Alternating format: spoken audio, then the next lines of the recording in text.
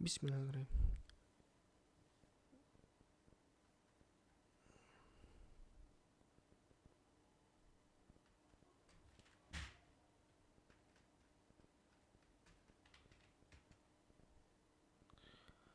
Bismillahirrahmanirrahim. Assalamualaikum warahmatullahi wabarakatuh. Perkenalkan, nama saya Dimas Iswandoro dengan NIM 2170231091. Hari ini saya akan mempresentasikan presentasi UAS tentang forensik TI. Oke, proses forensik pada insiden keamanan jaringan. Teori proses forensik pada insiden keamanan jaringan. Forensik digital dalam insiden keamanan jaringan didasarkan pada prinsip-prinsip yang terstruktur, sistematis, dan sesuai dengan kaidah hukum. Beberapa teori yang mendasari proses ini adalah: yang pertama, ada model proses forensik digital atau digital forensics process model. Model ini sering digunakan sebagai pedoman dalam investigasi forensik digital. Tahapannya mulai dari identifikasi, preservasi, pengumpulan, analisis, presentasi, dan rekonstruksi. Yang kedua ada Lockhardt's Exchange Principle. Teori ini dikembangkan oleh Edmund Lockhart, seorang ahli forensik, dan menjadi dasar dari investigasi forensik. Prinsipnya, every contact leaves a trace. Tiap interaksi meninggalkan jejak. Kedua, dalam konteks keamanan jaringan, setiap aktivitas digital seperti serangan atau akses tidak sah akan meninggalkan jejak di log, metadata, atau artefak sistem. Yang ketiga ada Scientific Working Group on Digital Evidence atau SWGDE Principles. Menurut SWGDE, forensik digital harus memenuhi standar ilmiah yang melibatkan: pertama, reproducibility, artinya hasil analisis harus dapat direproduksi oleh pihak lain dengan metode yang sama. Kedua, integrity, data asli harus dijaga agar tetap utuh selama proses investigasi. Yang ketiga, transparansi, proses harus terdokumentasi dengan baik dan dapat diverifikasi. Ada solusinya. Nah, ini solusi saya ambil contoh pada kesulitan mendeteksi insiden secara real time.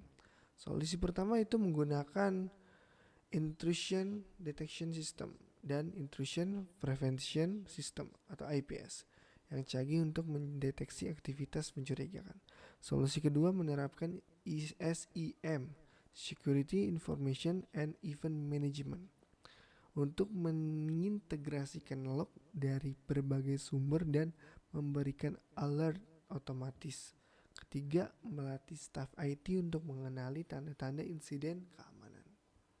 Ini ada visualisasi alur. Berikut adalah visualisasi alur forensik TI. Yang pertama ada identifikasi, yaitu langkah pertama untuk mengidentifikasi insiden. Kedua, pengumpulan data. Langkah ini mengumpulkan data yang relevan untuk membantu dalam analis. Yang ketiga, analis. Data yang dikumpulkan kemudian dianalisis untuk menentukan penyebab insiden, data, dan dampaknya. Dokumentasi. Proses dokumentasi juga penting untuk mencatat semua langkah yang dilakukan pada proses forensik. Hasil analisis dan dokumentasi dirangkum dan dilaporkan kepada pihak yang berwenang. Ada contoh studi kasus. Studi kasusnya itu investigasi serangan ransomware pada jaringan perusahaan. Latar belakangnya, sebuah e-commerce melaporkan bahwa sebagian besar file server mereka terkunci dengan pesan meminta tebusan dalam bentuk cryptocurrency. Serangan ini mengakibatkan gangguan operasional dan potensi kehilangan data sensitif pelanggan. Langkah-langkah forensik TI. Yang pertama yaitu identifikasi. Ada tanda serangan, sistem administrator melaporkan pesan tebusan pada file yang terkunci. Penurunan performa jaringan dan aktivitas mencurigakan pada server. Tujuannya mengidentifikasi perangkat atau sistem yang terpengaruh, memahami skala serangan, dan mencegah penyebaran lebih lanjut. Kedua, isolasi atau containment. Segera memutuskan akses jaringan pada server yang terpengaruh untuk menghentikan penyebaran ransomware. Kedua, mengaktifkan firewall untuk memblokir koneksi keluar dari perangkat terinfeksi ke server command and control. Yang ketiga, pengumpulan bukti atau evidence collection. Data yang dikumpulkan, log server, yaitu firewall, IDS, IPS, dan aplikasi.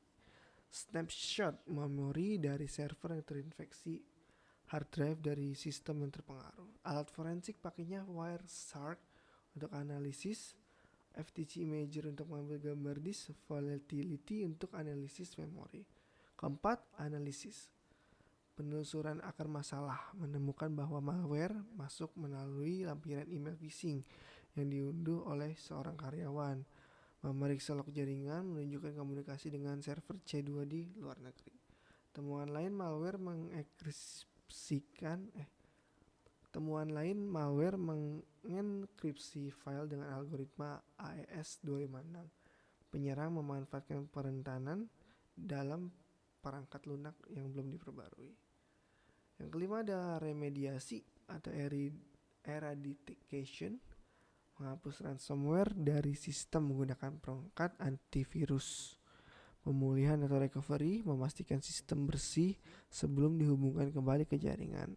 Yang ketujuh, ada pelaporan, menyusun laporan forensik lengkap, yaitu kronologi, metode serangan, dan dampak pada perusahaan. Rekomendasi untuk mencegah serangan serupa di masa depan.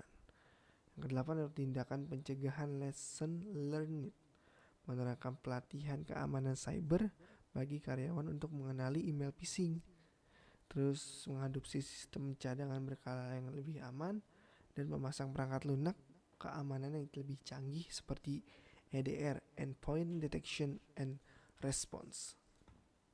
Hasil akhir, perusahaan berhasil memulihkan sebagian besar data mereka tanpa membayar tebusan.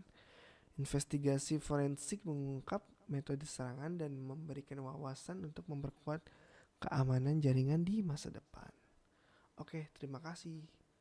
Mungkin itu saja yang bisa saya sampaikan untuk presentasi dari UAS ini. Terima kasih semuanya. Assalamualaikum warahmatullahi wabarakatuh.